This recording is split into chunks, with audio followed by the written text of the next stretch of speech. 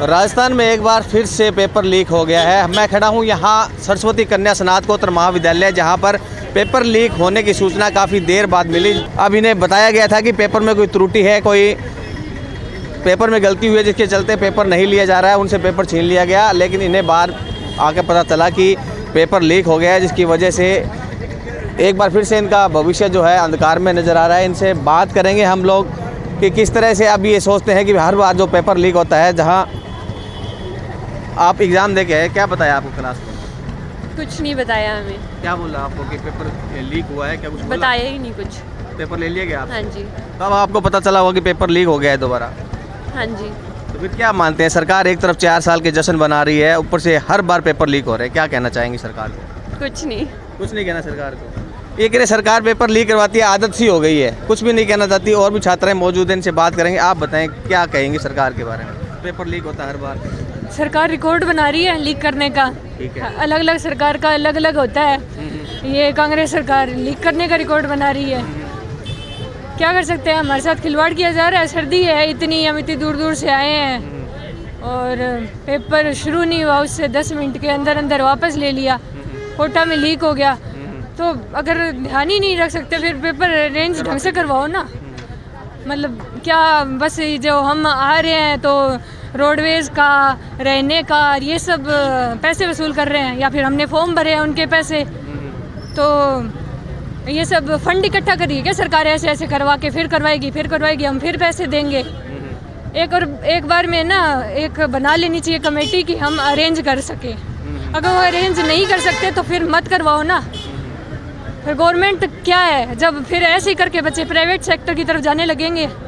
अगर private sector की तरफ ही धकेलना है तो फिर गवर्नमेंट की योजना चला क्यों रहे हो? तो फिर इनका कहना है कि ये नाटक क्यों किया जा रहा है परीक्षा करवाने का? अगर प्राइवेट सेक्टर की तरफ इन्हें धकेलना है तो आपने कितनी तैयारी की थी और कितना आपने संघर्ष किया यहाँ तक पहुँचने के लिए? तो बीएड हो जैसे 20-21 में होगी, तो उसके बाद लगातार हम तैयारी कर रहे हैं। तो सुबह जैसे ये कि कोचिंगों में जाते हैं बच्चे, अब मैं कोचिंग में गई हूँ या फिर मैंने लाइब्रेरी ज्वाइन की है, तो 2-3 साल हो गए। मैंने पीछे हाईकोर्ट LDC का दिया था, वो भी रद्द हो गया। अब ये वाला एग्ज़ाम भी रद्द हो गया।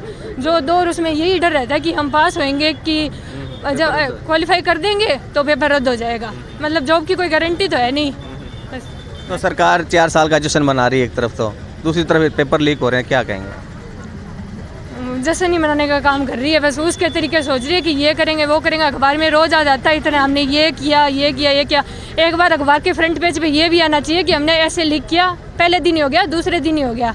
ये भी छापना चाहिए अखबार वालों को। आप क्या कहना चाहेंगे सरकार के तरफ? नहीं, आप आए होंगे साथ में, तो परीक्षा जो एग्ज़ाम हो रहे हैं हर बार लीक हो रहे हैं राजस्थान के अंदर, सरकार से कुछ कहेंगे आप? कुछ नहीं कहेंगे। ये शायद जो परीक्षा देने आए थे उनके साथ में है।